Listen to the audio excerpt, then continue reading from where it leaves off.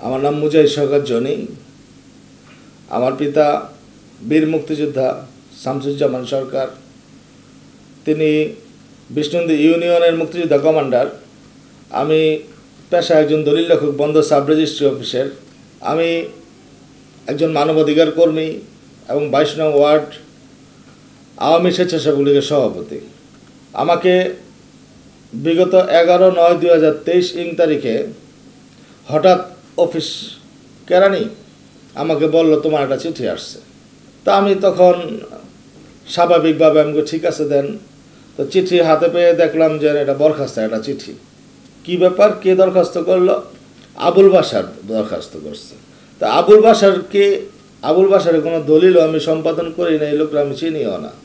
2 দিন পর দেখি যে আমার এই অফিসে যে নামের বোর্ড, এই নামের বোর্ডের মধ্যে আবার লাল কালি দিয়ে লেখা যে মুজাহিদ শওকত জনি সাময়িক বরখাস্ত। এতে করে তো আমার সমাজে এবং সব জায়গায় আমার মান সম্মান হানি হচ্ছে।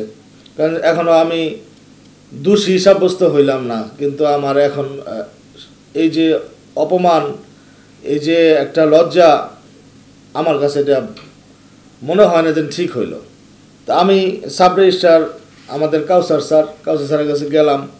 বলল, তোমাদের তদন্ত হবে এবং 1 সপ্তাহের মধ্যে একটা জবাব দাখিল করো। তো জবাবটা অফিসের কেরানি এবং নাদিম রেডি করে দিল। আমরা এটা সিগনেচার করলাম, এটা জেলা রেজিস্ট্রি অফিসে নিয়ে দিয়ে আসলাম। স্যারেই রেডি করে দিল। পরে বললো 2500 সাব রেজিস্ট্রার এটা তদন্ত করব। তো 2 বার গেলাম স্যারের কাছে, আলিয়াসগঞ্জ স্যার।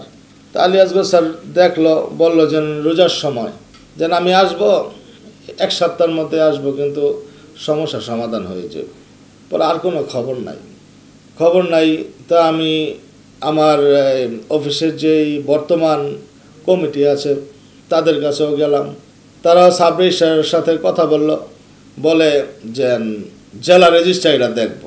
বর্তমানে শুনি আবার 2500 সাব রেজিস্ট্রার আবার এইটা তদন্ত করব। এই তদন্ত করতে 10 মাস অতিবাহিত হয়ে গেল। তাই আমি জানি না যে কার কি স্বার্থ আছে এই জায়গায়, কিন্তু একটা মহল আমার বিরুদ্ধে আমার হেয়নাপন্ন করার জন্য, আমার সুনাম অক্ষুণ্ণ করার জন্য আমার সাব রেজিস্ট্রার সাহেবের সাথে যোগ সাজেশ করে এই ঘটনাটা ঘটাইছে। আমি জেলা সাব রেজিস্ট্রার সাহেবকে এবং সারা বাংলাদেশকে মানুষের কাছে আমি এটা জবাব চাই যে এই যে একটা চিঠি, সাধারণ একটা চিঠি, আমি যাকে চিনি না তাকে এই সামনাসামনি না করে আজকে 10টা মাস আমার কর্মস্থল থেকে দূরে রাখা হইল। এটা কি ন্যায়সঙ্গত হইল নাকি মানবাধিকারের পরে এটা? কারণ আমি মানবাধিকারের কাজ করি, আমি জানি। কারণ আমি যেখানে অন্যায় দেখি আমি ওইখানেই প্রতিবাদ করি, এটা আমার স্বভাব, আমার রক্তের মধ্যে। এই প্রতিবাদ করেই হয়তো আমার এই সমস্যা সৃষ্টি হয়েছে। এবং সুষ্ঠু তদন্ত চাই। এবং আমি যদি এই আবুল বাশারের দলিল করে থাকি এবং আমার যদি 2 নম্বর কোনো দলিল পাওয়া যায়, তাহলে আমার বিচার হোক। আপনারা জানেন আমি স্বেচ্ছাসেবক লীগ করি। আমার নেতা হিসেবে ভাবি আমি জুয়েল ভাইকে, সাবেক সফল সভাপতি জুয়েল ভাইয়ের কাছেও আমি 2-3 বার আমি গেছি। বন্দর সাব রেজিস্ট্রি অফিসের দলিল লেখক সভাপতি। তা আমি হুমায়ুন ভাইয়ের কাছেও আমি 2-3 বার আমি গিয়েছি। তো তিনি প্রতিবারই আমি দেখতেছি। পরবর্তীতে একটা মহল শুনতে পাইলাম যে আমার সভাপতি বলে আমি নাকি একটা বিএনপির একটা গ্রুপ সাব রেজিস্ট্রার অফিসে আছে, এই গ্রুপটাকে আমি শেল্টার দিই। এই একটা মিথ্যা একটা প্রতিবাদ দিয়ে আমার এই ঘটনাটা ঘটানো হয়েছে।